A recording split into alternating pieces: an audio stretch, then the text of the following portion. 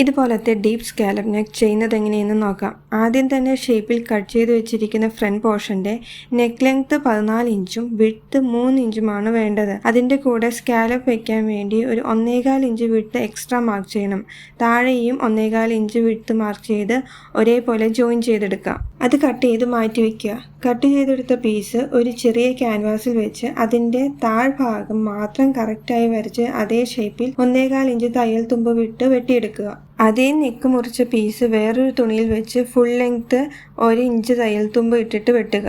ഇത് നെക്ക് നല്ല ഷേപ്പിൽ സ്റ്റിഫായിട്ട് നിൽക്കാനാണ്. ഇത് സ്റ്റിഫിലും ചെയ്തെടുക്കാം. അത് ഓരോരുത്തരുടെ ഇഷ്ടത്തിനനുസരിച്ച് ചെയ്യാം.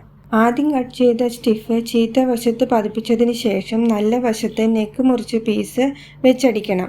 അത് പതിപ്പിച്ചടിച്ചതിന് ശേഷം കോർണർ പോർഷനൊക്കെ കട്ട് ചെയ്ത് തിരിച്ചിട്ട് മടക്കി തയ്ക്കണം. ഫൈനലി ഇതുപോലെ ഇരിക്കും.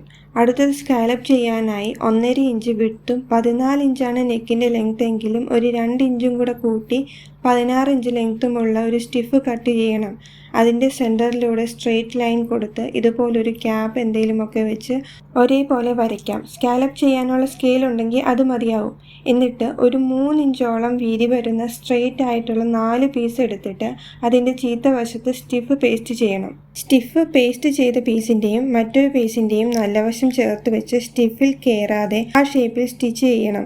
ചെറിയ സ്റ്റിച്ച് ഇട്ട് ചെയ്യുവാണെങ്കിൽ നല്ല പെർഫെക്റ്റ് ആയിട്ട് കിട്ടും. 1/4 ഇഞ്ച് ഗ്യാപ്പ് ഇട്ട് അത് ഷേപ്പിൽ കട്ട് ചെയ്ത് മാറ്റിയതിന് ശേഷം കോർണർ പോയിന്റിലൊക്കെ ഒരു നോച്ച് ഇട്ട് കൊടുക്കണം. അത് നേരെ അകത്തേക്ക് തിരിച്ചിട്ട് നല്ലതുപോലെ അയൺ ചെയ്തെടുക്കാം. ഇനി അടുത്തത് ഡീപ്പ് നെക്ക് ആയതുകൊണ്ട് അതിൻ്റെ സെൻറ്റർ പോർഷനിൽ വെക്കാൻ പടി റെഡിയാക്കണം. അതിനുവേണ്ടി നേരത്തെ നെക്കിൽ നിന്ന് കട്ട് ചെയ്ത് മാറ്റിയ പീസും അതേ അളവിൽ മറ്റൊരു പീസും എടുത്ത് ജോയിൻ ചെയ്തെടുക്കാം.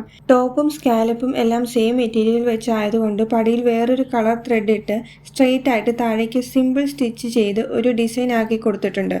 ഇനി ഈ തയ്ച്ച പീസ് എല്ലാം കൂടി ജോയിൻ ആക്കി വെച്ച് നോക്കണം. നെക്ക് വിഡ്ത്തും ലെങ്ത്തും എല്ലാം ഒരുപോലെ ആക്കിയിട്ട് ഫുള്ളും പിൻ ചെയ്യണം. അതുപോലെ പടി വയ്ക്കുമ്പോൾ നമുക്ക് ആവശ്യമായ നെക്കിൻ്റെ ഇറക്കം 2 സൈഡിലും മാർക്ക് ചെയ്തിട്ട് വേണം വെക്കാൻ. ഫുള്ളും പിൻ ചെയ്തതിന് ശേഷം എല്ലാ പോർഷനും നല്ലതുപോലെ സ്റ്റിച്ച് ചെയ്തെടുക്കാം. ഇതാണ് നമ്മുടെ ഫൈനൽ ഔട്ട്പുട്ട്.